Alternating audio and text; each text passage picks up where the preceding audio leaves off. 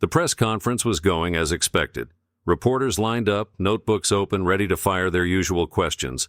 Cameras rolling. The media, as always, looking for their next viral moment. And then, it happened. One liberal reporter sitting front and center leaned forward, his face oozing with confidence, a slight smirk playing at his lips. Then, in a calculated move, he asked the question. A ridiculous question. A question so loaded, so biased, that even some of his own colleagues glanced sideways. The room went dead silent. Reporters froze, unsure of what was about to unfold. Some of them knew what was coming next, because if there's one thing you don't do, it's try to corner Donald Trump and expect to get away with it. His response, it wouldn't just shut the reporter down, it would become one of the most talked about moments of the year. The White House press briefing room was packed. Reporters from every major network filled the seats, cameras locked on the podium. It was supposed to be just another media showdown. Trump taking questions, the press trying to spin the narrative. Everything was routine. Trump walked in, adjusting his suit, scanning the room. The questions started rolling in. Foreign policy, economic numbers, 2024 elections. He answered them effortlessly, his confidence filling the room. The press was playing it safe for now. But then, the shift happened.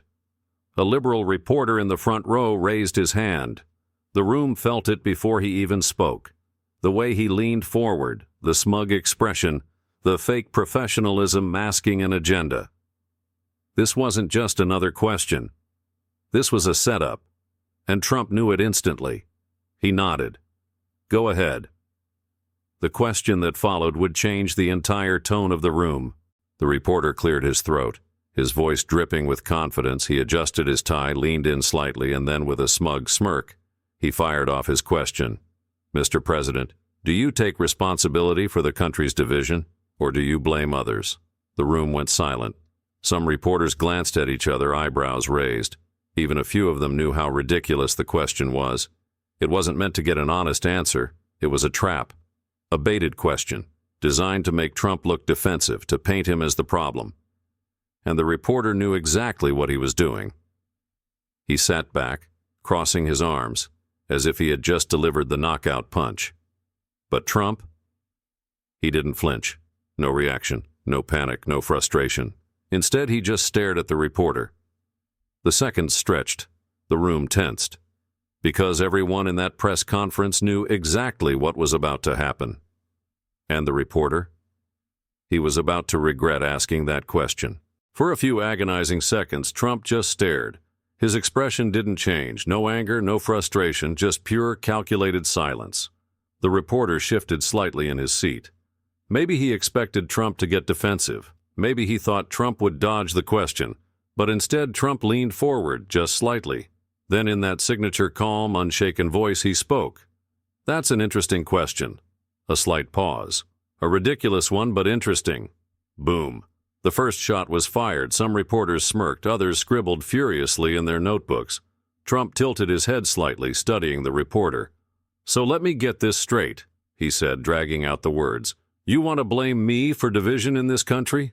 The reporter opened his mouth, but Trump held up a hand. No. Let's talk about that. The room was locked in. Trump was about to do what he does best. And this reporter, he was about to wish he never asked that question. Trump didn't raise his voice. He didn't need to. His words alone were about to dismantle the entire narrative. So let me ask you something, he said, his tone sharp, measured.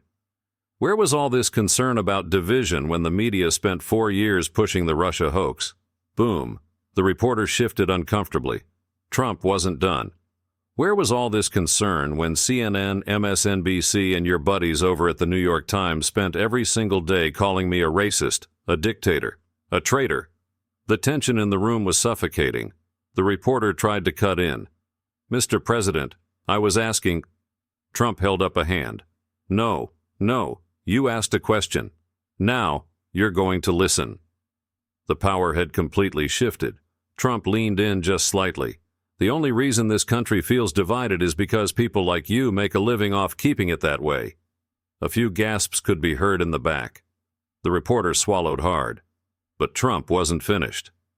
Your network spent years telling Americans that if they supported me, they were bigots, extremists, the worst people in the world. You pushed lies. You silenced facts. And now you want to sit there and pretend to care about unity? The reporter's face was turning red. Trump delivered the final blow. Number, you are the problem. Not me. Not my supporters. You. The room was dead silent. The reporter? Speechless. Trump didn't gloat. He didn't need to.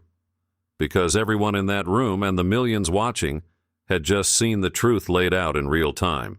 For the first time in the entire press conference, the reporter had no words. He opened his mouth, then closed it again. His confidence? Gone. His smug demeanor? Completely shattered. His entire strategy?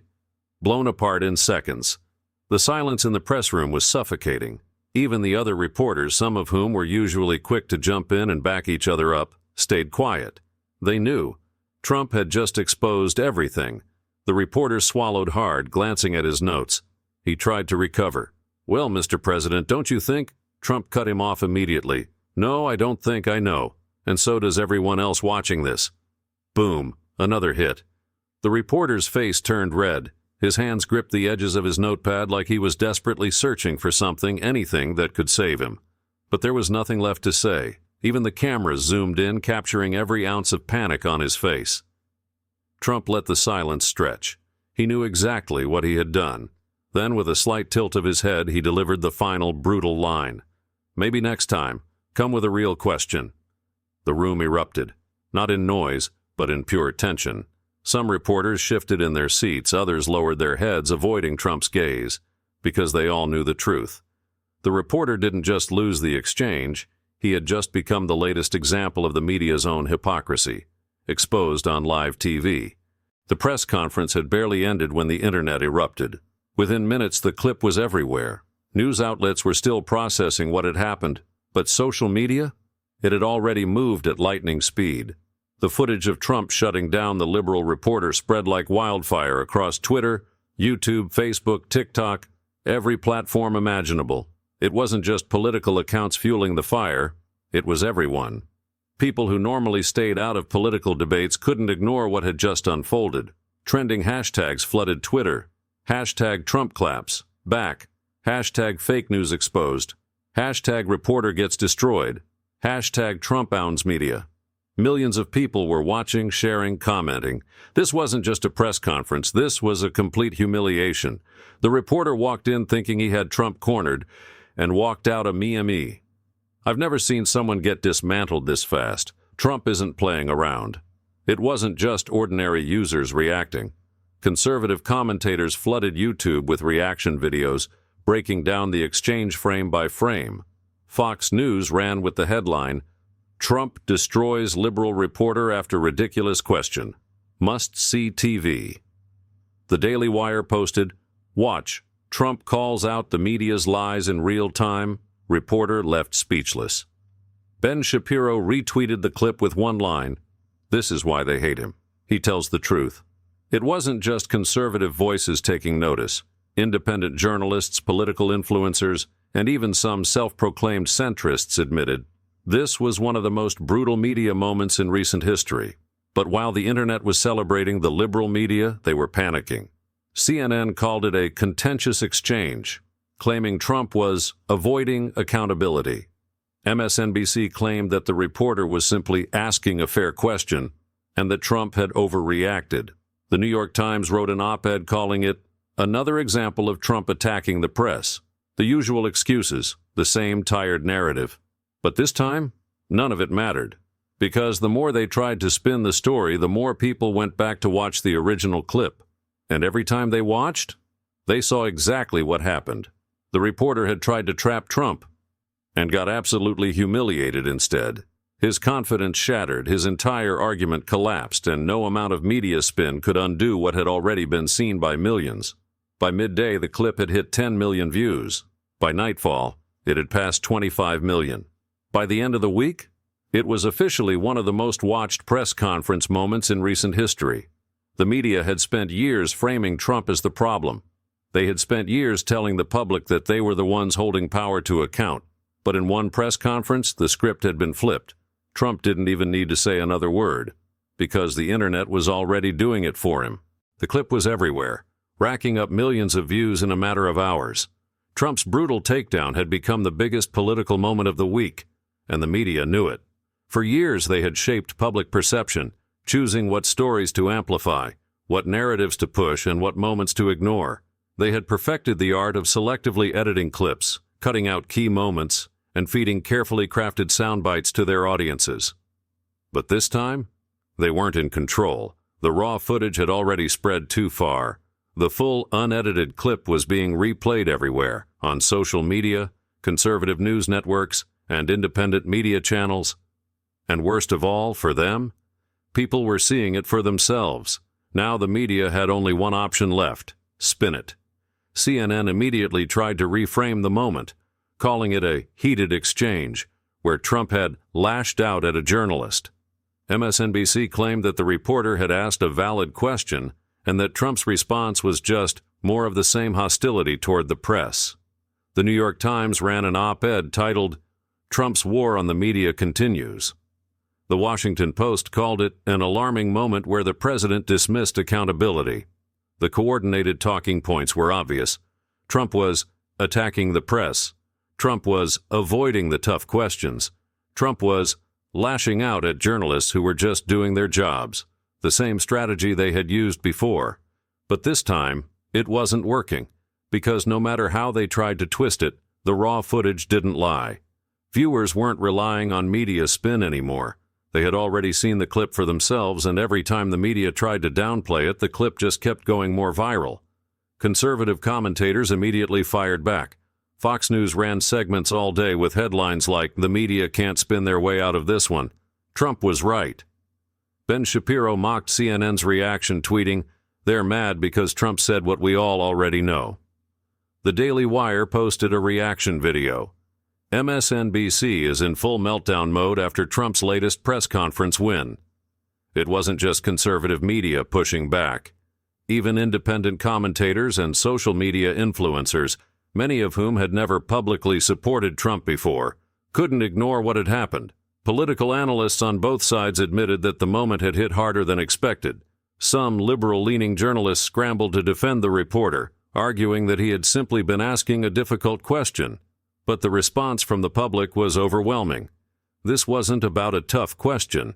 This was about the media being confronted with their own bias, on live television in real time, with no way to edit or manipulate the outcome. The viewers saw it. They understood what had happened, and the media's usual tricks weren't working. Meanwhile, the original reporter who asked the question, completely silent. Not a single tweet, no damage control interviews, no desperate attempt to explain himself, because he knew what everyone else did. There was no way to defend what had just happened. The media had lost control of the narrative. They had spent years building a system where they could frame the conversation, shape public perception, and dictate reality. But this time, reality had broken through. This wasn't just another press conference moment. This was a disaster for the media. The one thing they couldn't afford to happen happened on live TV, and now they had no choice but to watch as the public turned against them. For the first time in a long time, they couldn't do a single thing about it. If the media thought Trump was going to move on quietly, they were dead wrong, because by the next morning he was already hitting back harder.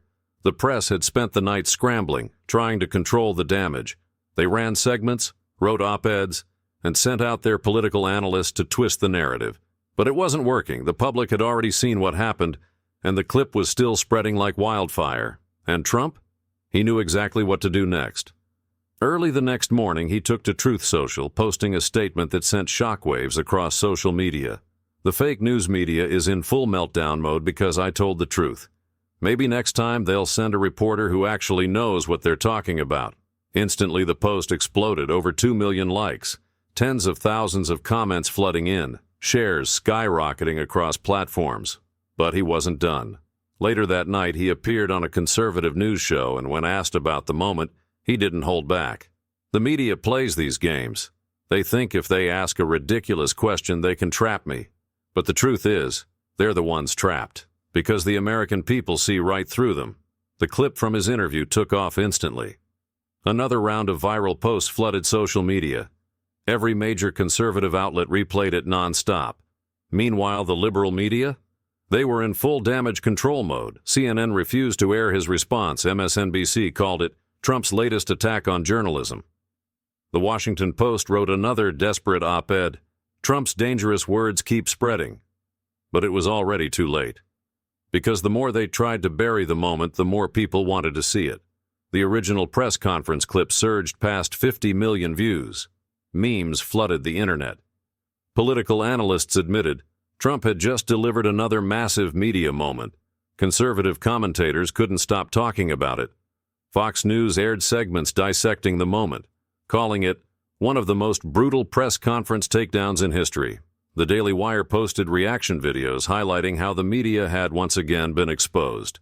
Ben Shapiro weighed in, tweeting, "This is why they fear him. He doesn't play their game, he exposes it."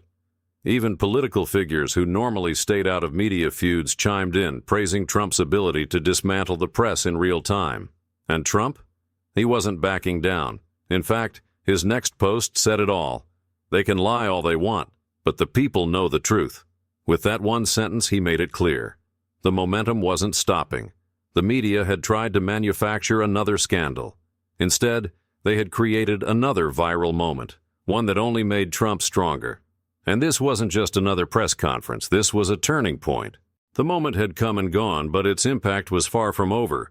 What had started as a simple press conference had transformed into something much bigger, a turning point that forced millions of Americans to confront the reality of how the media operates. This wasn't just another viral clip. This wasn't just another heated exchange between Trump and the press. This was a defining moment, one that exposed the glaring hypocrisy of mainstream journalism and cemented Trump's dominance over the media once again. The press had tried to trap him. The media had scrambled to spin it. The reporter had been completely humiliated. And in the end, it only made Trump stronger. The clip had now racked up over 100 million views. It had been dissected on every major political show. It had been replayed across television screens, analyzed by conservative commentators, and even reluctantly covered by networks that wished they could ignore it. But they couldn't. The moment had become too big to ignore. It had forced the media to go into full-blown damage control, scrambling to explain away what had unfolded in real time. But the real impact? It wasn't just about one press conference. It wasn't just about one reporter. It wasn't even about one viral moment. It was about what came next.